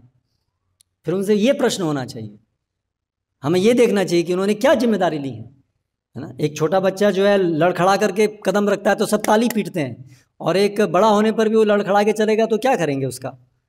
तो हमें ये समझना चाहिए कि अगर हमें प्रगति करनी है तो हमें सेवाओं को स्वीकार करना होगा, तभी हमारा प्रशिक्षण होगा। फिर बुद्धि क्या बोलती है, ये मंदिर में इन लोगों को सेवाओं की जरूरत है इसलिए हमको बुलाते हैं, जैसे मंदिर जो है वो कंपनी है कोई, है ना, सेवाओं की, आपको सेवा की जरूरत हो बता देना, बुला लेना हमें जब सेवा की जरूरत हो तो। ऐसा जैसे कि आप किसी पे एहसान कर रहे हैं सेवा दे करके आप, है ना। तो हम अपने हित के लिए सेवा करते हैं, है ना। ये मंदिर अवसर प्रदान करता है सेवा करने का, इसलिए हमारी भावना चाहिए कि हमारा परम सौभाग्य है कि हमें सेवा करने को मिल रही है, ये हमारी समझ होनी चाहिए। तो इसीलिए हमें चाहिए कि हमारी वो जीवन हमारा ऐसा बने यथासंभव कि हमारे जीवन में हम अपने को ऐसी परिस्थिति में रख पाएँ कि अधिक से अधिक हम सेवा कर पाएँ। श्रील प्रभुपाद के आंदोलन में कुछ, है ना, कुछ सब्सटेंशियल कुछ करें, जो आराम से कर सकते हैं उससे थोड़ा ज़्यादा करें। ठीक है, सबके जीवन की परिस्थितियाँ अलग अलग होंगी। गृहस्थ भक्त हैं तो हम अपेक्षा नहीं कर सकते कि गृहस्थ भक्त जो हैं ब्रह्मचारियों की तरह से पूर्ण प्रचारक के रूप में वो कार्य कर पाएंगे, वो ठीक है, वो अंडरस्टूड है। लेकिन फिर गृहस्थ के रूप में भी प्रभुपाद ने गृहस्थ भक्तों को भी वो अवसर प्रदान किए हैं पूरी तरह से डेडिकेटेड लाइफ के, है ना। इसलिए प्रभुपाद ये आंदोलन तो यही है कि हम सब कोई डेडिकेटेड हों, फुल टाइम हो भगवान की सेवा के लिए। और गृहस्थ जीवन के अंदर जो परिवार के लिए हमें कुछ लालन पालन के लिए कुछ कार्य करना है, वो फुल टाइम डेडिकेशन के बाहर की चीज़ नहीं है, वो उनकी भगवान के द्वारा दी गई सेवा है कि वे अपने परिवार का पालन पोषण करें जो आवश्यक है उतना, और उसको भी वो उस प्रकार से करें जो भगवान की इच्छा के अनुसार है। और इस प्रकार से एक आदर्श उपस्थित करना कि एक भक्त का ऐसा जीवन होता है, वो भी उनका एक सेवा का ही भाग है। लेकिन वो चीटिंग नहीं होनी चाहिए कि हम अपने बस केवल कंफर्टेबल लाइफ में जी रहे हैं, उसको नाम दे रहे हैं ये एक सेवा है ना। तो यानी कि जो भी हम आराम से कर पा रहे हैं उससे कुछ थोड़ा एक्स्ट्रा कुछ पुश करना चाहिए। और जिनके पास संभावना है वो इस प्रकार से पूरी तरह से जो कृष्ण जैसा चाहते हैं गृहस्थ को ऐसे जीवन जीना चाहिए, उसके लिए हमारे फार्म कम्युनिटीज़ हैं जिसमें कि आदर्श रूप में एक गृहस्थ भक्त को कैसे जीवन जीना चाहिए, तो वो पूरा वो स्टीम है, वो पूरा सुपर हीट स्टीम है वो। इसलिए फिर वहाँ पर जाने में हम डरते हैं, जो जाते हैं उसमें से कई लोग वहाँ नहीं रह पाते हैं, फिर बाकी लोग कहते हैं देखो देखो देखो वो गए ना, वो भी नहीं रह पाया, हाँ इसलिए कोई मत जाना, है ना। तो ये तो स्वाभाविक है कि कोई भी चीज़ जो इंटेंस होगी वहाँ पर सब लोग नहीं रह पाएंगे, और हो सकता है वहाँ पर कुछ त्रुटियाँ भी हो, कोई भी आयोजन में त्रुटियां हो सकती हैं। तो इसका अर्थ ये नहीं है कि हम सबको ये शिक्षा दें, सबको बोलते फिरें कि देखो देखो मत जाना। ये सब चीटिंग है, ये सब हमारे, हम नहीं जाना चाहते, हम जस्टिफाई करना चाहते हैं, देखो मैं नहीं गया ना, मैं कितना सही था, मैं नहीं गया, है ना, देखो ये कारण, देखो ये हुआ ना, ये ईर्ष्या है। क्योंकि मन हमारा हमेशा हमारा हमको जस्टिफाई करना चाहता है कि तुमने कितना, तुम सही सोचते हो, हमेशा तुम कभी गलत नहीं सोचते हो, है ना। तो ये सब हमारे मन के, बुद्धि के, ये सब अलग अलग धोखेबाजी है। तो सार में हमारे जीवन में कोई डांटने वाला होना चाहिए, और कई डांटने वाले हो तो और अच्छा है, और हमें डांट पड़नी चाहिए, सुननी चाहिए। हम ऐसा काम जानबूझ के नहीं करें कि हमें कुछ डांटा जाए, है ना, लेकिन ये स्वाभाविक है कि हम ऐसा कुछ करेंगे ही जो गलत होगा, क्योंकि प्रशिक्षण इतना आसान नहीं होता है हमारी दुर्बुद्धि को ठीक करना। तो हमें कभी ना कभी डांट पड़ेगी, और इसके लिए हम अपने आप प्रस्तुत करें अपने गुरुजनों के सम्मुख अपने को, कि वो हमें डांट पाएँ, इसी से ही हमारा हित होगा। अगर हमने कवच पहन के रखा है कि हमें कोई डांट नहीं सके, तो हमारा कभी उद्धार नहीं हो सकता। हरे कृष्णा। कोई प्रश्न?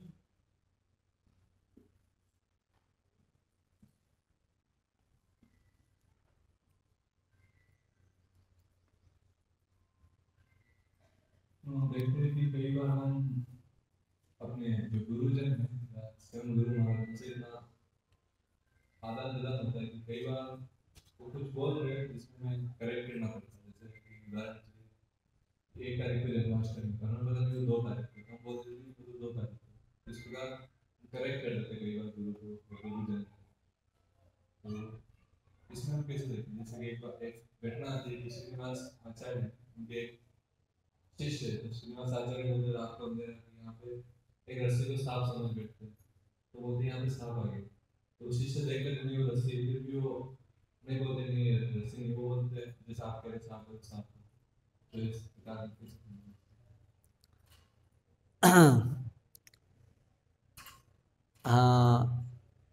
अगर हमारी मनोभाव ठीक है,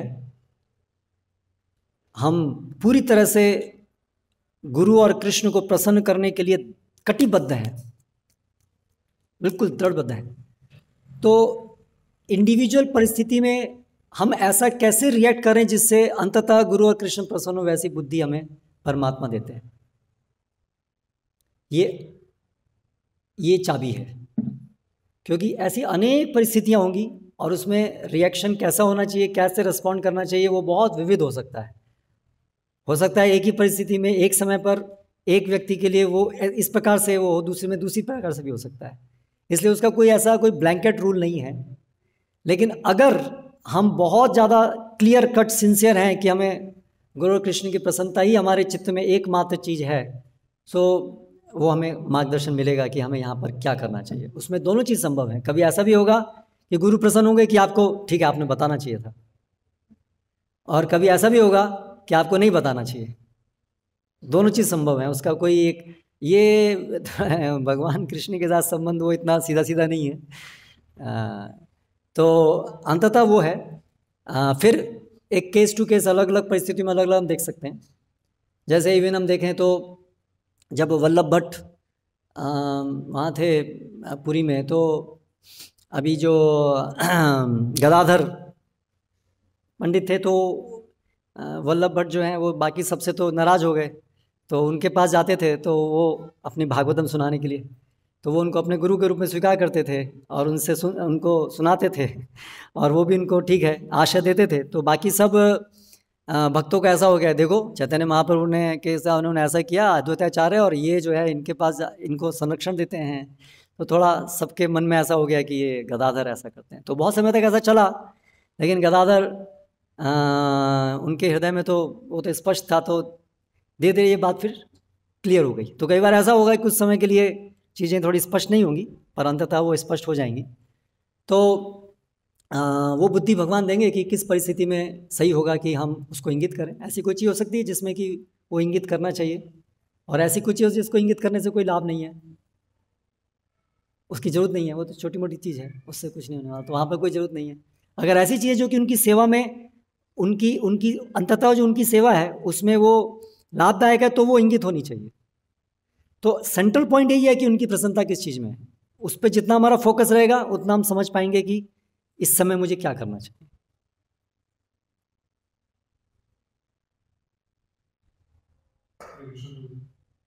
प्रभु जी, आपने कंफर्मेशन वाला पॉइंट बोला कि हमारे मन में जस्टिफिकेशन करने के लिए कंफर्मेशन चाहिए होता है, तो लेकिन हम मतलब स्वतंत्र हम रहना चाहते हैं, और हम बहुत सारे मतलब स्वतंत्र हम रह के क्यों नहीं उसको किसी को ले पाते हैं, जस्टिफिकेशन की क्यों आवश्यकता होती है? नहीं, हमारी फॉल्स ईगो को जो पड़ती है कि मैं ही नहीं सोच रहा हूँ, वो भी ऐसा सोच रहा है, तो सही हूँ मैं, वो भी ऐसा सोच रहा है, वो भी ऐसा सोच रहा है, इसके लिए कोई लोग इतने ज़्यादा वो हो सकते हैं अहंकारी कि बाकी लोग बोले भी कि तुम गलत हो, बोले नहीं नहीं नहीं मैं सही हूँ, तुम सारे के सारे गलत हो। बहुत बड़ी ईगो है तो ऐसा भी हो सकता है, नो नीड ऑफ जस्टिफिकेशन, बाकी सब गलत बोलेंगे तो ही मैं सही, ऐसा भी हो सकता है। शाम को अभी के समय में जैसे बच्चों को भी ट्रेनिंग दी जाती है, माता पिता की स्थापित होने की, तो इससे नए से कोई भक्त आश्रम में आते हो, अभी नए नए लोग शरणागति डेवलप करने में भी समय लगता है। हाँ, तो अथॉरिटीज पर भी कोई हेल्प एक्सरसाइज करते हैं, वो चल भी जाते परेशान हो जाते हैं बहुत। हैं, यस, जाते हैं, एक्सट्रीम सेट में। इसलिए आजकल तो गुरु को भी शिष्य के हाथ जोड़ने पड़ते हैं भाई। हाँ भाई, आप सुनेंगे कुछ, आपको हम बोल सकते हैं क्या, ऐसे करे करना पड़ता है बहुत सावधानी से, प्रेम से। अगर आप बुरा ना माने तो हम आपको एक बात कह सकते हैं क्या, ऐसे करके बहुत सावधानी से बोलना पड़ता है। तो हमारे आश्रम में कोई रहने के लिए आए तो उसका एक लेवल होना चाहिए। कोई अभी आश्रम में नहीं है, बाहर से आ रहे हैं, तो उनको तो हम तो पहले तो सबको हम तो दंडवत प्रणाम करने को भी तैयार हैं सब, वो सही बात है। प्रचारक को तो, क्योंकि वो तो जो जिसकी अवस्था है उसके अनुसार उनका ऊपर उठा सकते हैं। लेकिन जो लोग आश्रम में अभी रहना चाहते हैं उनको ये चीज़ स्पष्ट होनी चाहिए शुरू से ही कि यहाँ अभी ट्रेनिंग होगी। दैट मीन्स ये उसकी बेसिक अंडरस्टैंडिंग है कि आप जो हैं यू विल बी, आपको गलतियाँ बताई जाएंगी, टोका जाएगा, और आप उसको तैयार हैं सुनने के लिए तो आप आइए, नहीं तो मत आइए, नहीं तो बाहर रहते रहिए, आते रहिए मंदिर में, सेवा करते जाइए, सुनते जाइए, धीरे धीरे तैयार होइए, है ना। पर वो एक लेवल है, यहाँ से अभी अंदर आ रहे हैं तो यहाँ पर एक अलग लेवल की अपेक्षा है, तो ऐसे ग्रेडेशन होना चाहिए, ऐसे दीक्षा है। तो हम ज़बरदस्ती नहीं कर रहे आपको दीक्षा, आप दीक्षा मत लीजिए, लेकिन दीक्षा का मतलब ये है जब आप इसके लिए तैयार हैं तब आप दीक्षा लीजिए, नहीं तो मत लीजिए। तो उसी प्रकार से आश्रम के अंदर कोई एंट्री करता है उसका एक लेवल होना चाहिए कि आप इनको समझाना चाहिए कि ये है, यहाँ पर होगा, आप उसके लिए तैयार हैं तो आइए, नहीं तो मत आइए। जैसे कुछ समय बीत जाता है आश्रम में और सीनियर हो गए, कुछ पोस्ट में, तो भी हम अथॉरिटी से, जैसे हम नए नए थे तो इस प्रकार से कहा जाता था, तो इस प्रकार से कभी तो सुझाव दिया जाता है, करेक्शन भी वो इस ऑफिस में की जाती है। तो इस हिसाब से हम आगे हो गए, तो हमें क्या प्रयास, मतलब हमें कुछ इससे सेटिस्फाई रहना चाहिए या हम कुछ प्रयास करें कि अपनी लाइफ में कुछ अथॉरिटी ढूंढे जो हमें करेक्ट करने के लिए। नहीं, जो भी हमारे अथॉरिटीज़ हैं, मतलब अंततः तो इवन चाणक्य पंडित भी, वो भी एक है, वो थोड़ा सामाजिक परिप्रेक्ष्य में है। प्राप्तम तो षोडशे वर्षे मित्रवत आचरित, तो वो एक सामाजिक परिप्रेक्ष्य में, गुरु शिष्य के संबंध में तो ऐसा नहीं है। तो लेकिन गुरु ऐसी अपेक्षा करते हैं कि एक दिन ये जो शिष्य है वो शिष्य भी एक दिन खुद गुरु बनेगा, ऐसी अपेक्षा है एक दिन, तो यानी वो इतना परिपक्व होगा कि वो अन्यों को मार्गदर्शन दे पाएगा।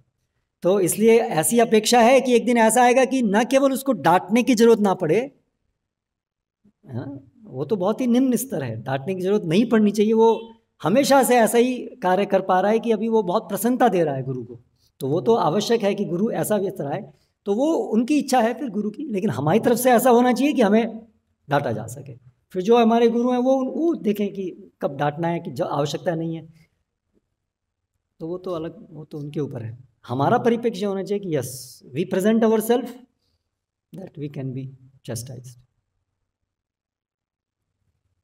मयंक, आपका प्रश्न है? हरे कृष्ण प्रभु, मेरा प्रश्न ये है, जो चार चार संप्रदाय है उसमें तो जो गुरु आ गए वो हमें पता है कि उन्होंने ज्ञान लिया अपने गुरु से, अपने गुरु से, लेकिन आजकल तो बहुत अलग अलग भी गुरु आ गए जो चार संप्रदाय से नहीं है, जो या तो मायावादी या तो अपनी कलाओं से दिखाते हैं, कुछ काला जादू करते हैं या दूसरे के मन करके लोगों को मोहित कर देते हैं कि हम गुरु हैं, तो लोग उनको अधिक मात्रा में लोग उनको फॉलो करना चालू कर देते हैं। तो अब वो जो लोग हैं वो जब उनको फॉलो करते हैं, क्योंकि बुद्धि और मन में तो काम है, तो वो कैसे सोचेंगे इस चीज को कि नहीं ये सही नहीं है, ये गलत है, ये सही है, तो वो चाहे।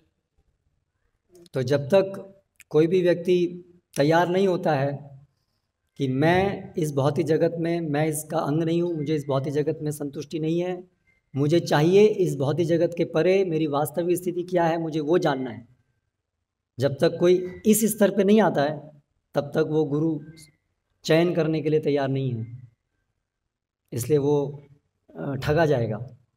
सबके गुरु हैं, संसार में सबके गुरु हैं, ऐसा कोई नहीं जिसका गुरु नहीं है। एक तरीके से वो ठगे जाने वाले गुरु हैं सब, क्योंकि वो ठगे जाना चाहते हैं। तो सही गुरु उसको तब मिलेगा जब उसकी ये समझ आएगी। ठीक है, ये एक और थोड़ा डिटेल है, ये आप बाद में बात कर सकते हैं। आई थिंक दिस इज इस प्रकार से सिचुएशन रहता है कि सेवा कंटिन्यू करने के लिए मन का शांत होना जरूरी है। मन का शांत होना, कभी ऐसा होता है कि डांट अधिक पड़ा है तो माइंड डिस्टर्ब हो जाता है, डिप्रेशन भी कर होता है, तो उतना सेवा करने पर होता है। तो अल्टीमेटली मतलब पता है कि शुद्धिकरण के लिए अहंकार नामसिक है, निकलना है, बट सेवा कंटिन्यू करने के लिए डिस्टेंस बनाना है, त्याग देना क्या है, उचित है थोड़ा डिस्टेंस। हाँ, लेकिन हमें इतना डिस्टेंस नहीं बनाना चाहिए कि फिर वो संबंधी वीक हो जाए। हमें कम से कम, ठीक है, हमारे जो आसपास के समकक्ष के भक्त हैं उनके साथ हम बातचीत करते रहें, उनसे रहें, और श्रद्धा और विश्वास उनमें रहे, लेकिन थोड़ा सा ठीक है, लेकिन वो डिस्टेंस इस तरह का आंतरिक डिस्टेंस नहीं है, वो केवल एक फिजिकल और इस प्रकार का डिस्टेंस हो, मन के अंदर जो है वो भावना रहे। लास्ट एक प्रश्न माता जी का है वहाँ कोई?